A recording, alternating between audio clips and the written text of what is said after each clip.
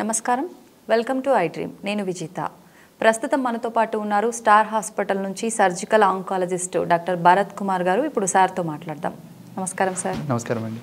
Sir, చాలామంది ఏమనుకుంటారంటే చిన్న చిన్న ఏమైనా ప్రాబ్లమ్స్ ఇబ్బందులు రాగానే నాకు బ్రెస్ట్ క్యాన్సర్ వచ్చిందేమో అని టెన్షన్ పడిపోతూ ఉంటారు సార్. నిజంగా బ్రెస్ట్ క్యాన్సర్ వచ్చిన వాళ్ళు ఎలా ఐడెంటిఫై చేయొచ్చు సార్? మీరు అన్నట్టు బ్రెస్ట్ క్యాన్సర్ అనేది ఇప్పుడు ఇండియాలో నంబర్ 1 పొజిషన్లో ఉన్నటువంటి క్యాన్సర్ అనమాట. సో దానికి ఐడెంటిఫికేషన్ ఏంటంటే abnormal lumps in the breast. Normal బ్రెస్ట్లో మనకి చాలామంది ఆడవాళ్ళకి అబ్నార్మల్ లంప్స్ అనేవి తగులుతూ ఉంటాయి. అది డ్యూరింగ్ పీరియడ్స్ టైంలో కొంచెం యూజువల్లీ అవి ఇంకా ఎక్కువ ప్రామినెంట్ అవ్వడము, పీరియడ్స్ టైంలో నొప్పి రావడము అలా సహజం అనమాట. కొన్నిసార్లు అబ్నార్మల్ లంప్స్ ఉంటాయి. ఆ లంప్ అనేది ఫేడ్ అవ్వట్లేదు, చాలా రోజుల నుంచే ఉంది.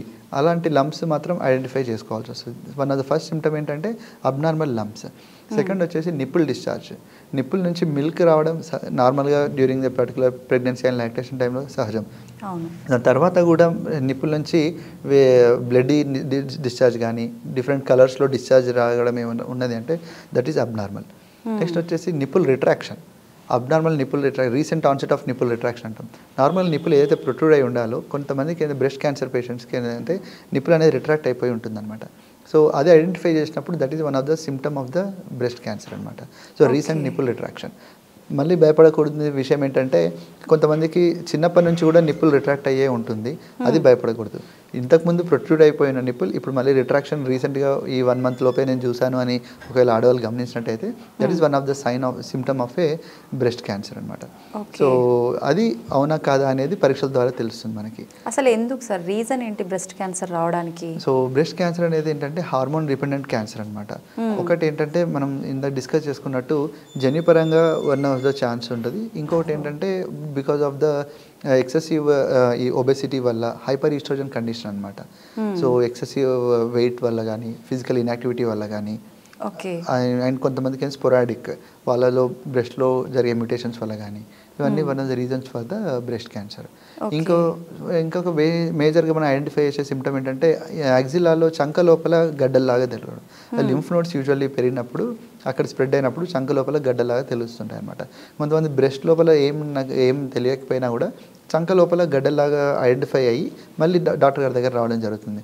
దాన్ని ఎవాల్యుయేట్ చేసినప్పుడు మనకి ప్రైమరీగా బ్రెస్ట్ నో ట్యూమర్ ఉంది, అది మీకు ఇలా స్ప్రెడ్ అయింది అన్న విషయం మనకి తర్వాత తెలుస్తుంది అనమాట. సో ఇది how the symptoms of breast cancer అనమాట.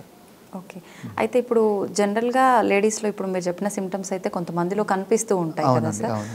మరి అట్లా కనిపించినప్పుడు జనరల్గా అయితే గైనకాలజీ దగ్గరికి వెళ్తుంటారు.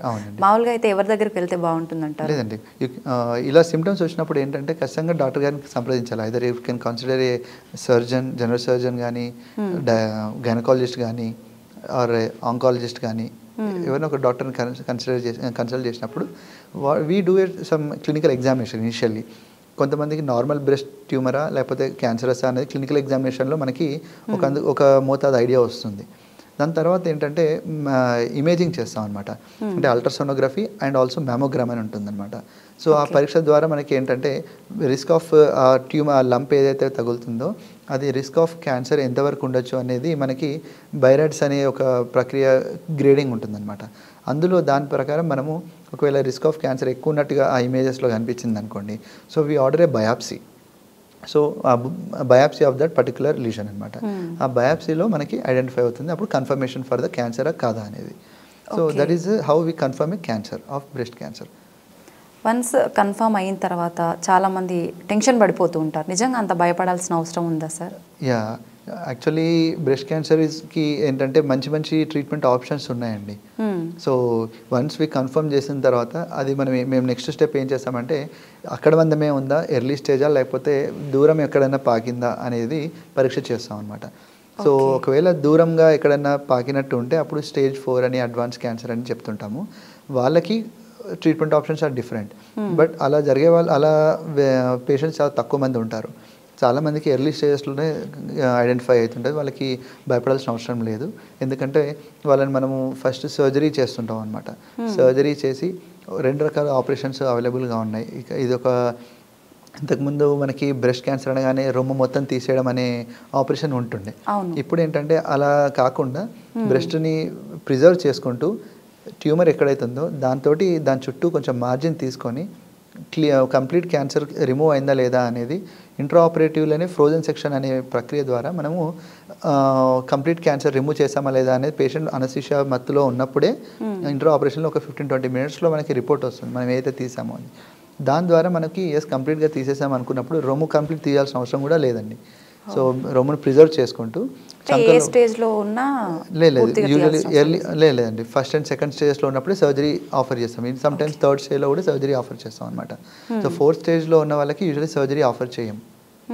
సో ఇనిషియల్ బ్రెస్ట్ క్యాన్సర్స్లో ఉన్న వాళ్ళకి కూడా రొమ్ము ప్రిజర్వ్ చేసుకుని ఈవెన్ ఫస్ట్ సెకండ్ థర్డ్ స్టేజ్లో ఉన్నా కూడా రొమ్ముని ప్రిజర్వ్ చేసుకునే అవకాశం ఉంటుంది ఇప్పటికీ. ఇదివరకు లాగా కంప్లీట్ ట్యూమర్ బ్రెస్ట్ మొత్తం తీయాల్సిన అవసరం లేదు. సో ఇలాంటి ఇప్పుడు ఉన్న రీసెంట్ అడ్వాన్సెస్ ఇవన్నమాట. సో బ్రెస్ట్ని ప్రిజర్వ్ చేసుకుంటూ మన ఈ ఫ్రోజన్ సెక్షన్ అనే ప్రక్రియ ద్వారా దాన్ని కంప్లీట్ క్యాన్సర్ రిమూవ్ చేసామా లేదని టెస్ట్ చేసుకుంటాము ఆపరేషన్ టైంలోనే. అండ్ ఇంతకుముందు ఏంటంటే సంకలోపల లింఫ్ నోడ్ డిసెక్షన్ అని ఉంటుంది అనమాట. యాక్సిలర్ లింఫ్ నోడ్ డిసెక్షన్ అది కంప్లీట్గా చేసేవాళ్ళం అనమాట. ఇప్పుడు ఏంటి అంటే కొన్ని ఆధునికమైనటువంటి సెంటినల్ లింఫ్ నోడ్ బయాప్సీ అనేది ఒకటి ఉంది. ఐసీజీ డైస్ అని ఉంటాయి అనమాట. సో ఫ్లోరోసెంట్ డైస్ ఉంటాయి అనమాట. అందులో ఎర్లీ ఇనిషియల్గా ఎక్కడైతే క్యాన్సర్ సెల్స్ పోయినాయో ఆ లింఫ్ నోడ్స్ మందమే తీసేసి పరీక్ష పంపించేస్తుంటాం అనమాట. సో తద్వారా ఏంటంటే ఈ complete axillary lymph node dissection చేసినప్పుడు ఉన్నటువంటి కాంప్లికేషన్స్ అనేవి చాలా తగ్గుతాయి. So quality of life of the patient will be improved. So ఒక 15 years back breast cancer treatment, present what we are doing breast cancer treatment, patient quality of లైఫ్లో చాలా improvement ఉంది.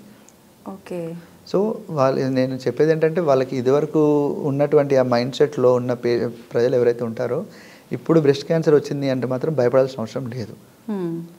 So అప్పుడు అలా ఉండే ఇప్పుడు వాళ్ళకి మైండ్లో రిజిస్టర్ అయిన ట్రామా ఏదైతే ఉంటుందో ఇప్పుడు అలా లేదండి.